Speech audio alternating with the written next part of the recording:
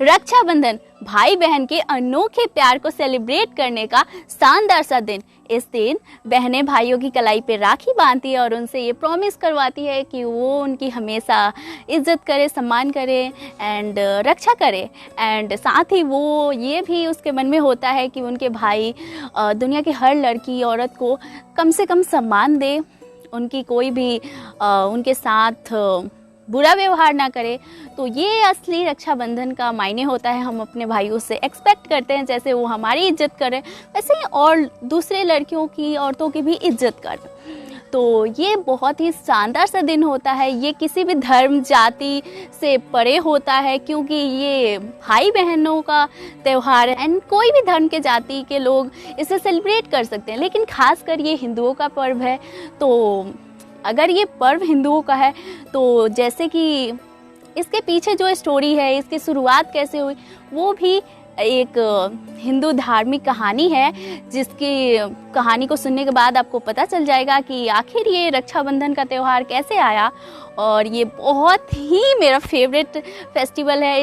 तो चलिए आज की स्टोरी सुनते हैं कि आखिर क्यों रक्षाबंधन अभी हम मना रहे हैं, इसके पीछे की स्टोरी क्या है। तो चलिए जानते हैं। भगवान विष्णु के कई अवतार थे।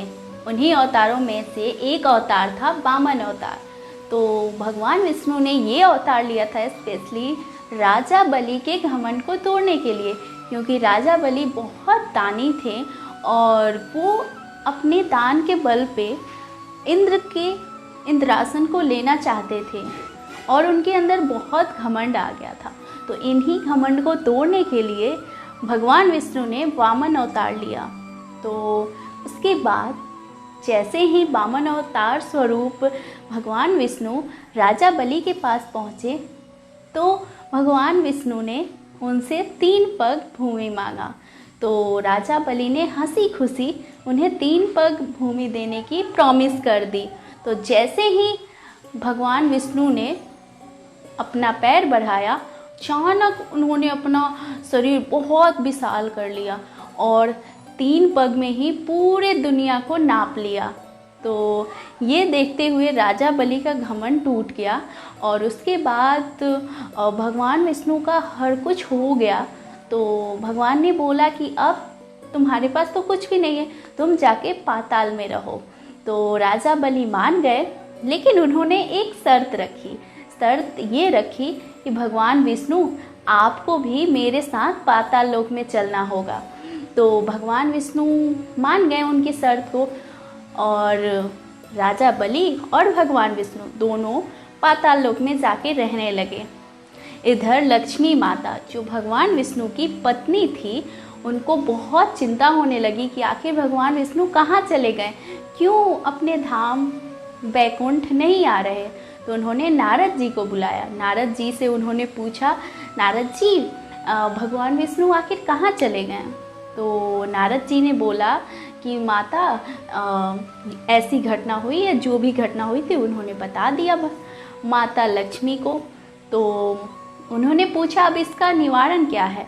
तो नारद जी ने बोला कि लक्ष्मी माता, आप जो राजा बलि है उनके हाथ की कलाई पे रक्षा सूत बांधो और उन्हें अपना भाई बना लो। तो लक्ष्मी माता मान गई और जाके राजा बलि के हाथ पे रक्षा सूत बांधा और रक्षा सूत बांधने के चलते वो उनके भाई बन गए और उनके बीच अटूट बंधन बंध गया।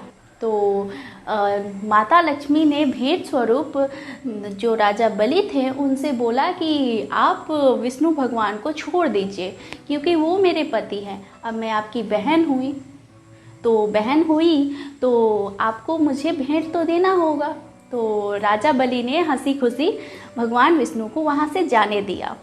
तो इस तरीके से उस दिन से अब तक रक्षाबंधन की शुरुआत हुई और ये कहानी है हिंदू धार्मिक ग्रंथों में और उसमें ये कहानी है रक्षाबंधन के लिए। तो आई होप कि आपको ये छोटी सी कहानी पसंद आई हो। अगर आप भी रक्षाबंधन मनाते हो, अपनी बहनों को बहुत सारे गिफ्ट्स देते हो, बहुत ज़्यादा उनसे प्यार करते हो, तो इस वीडियो को एक लाइक कर देना एंड इस छोटी बहन को भी थोड़ा सा सपोर्ट कर दो, तो हम भी बहुत बड़ी यूट्यूब फैमिली बन जाएंगे। And will see you guys next video. Happy Rakshabandhan.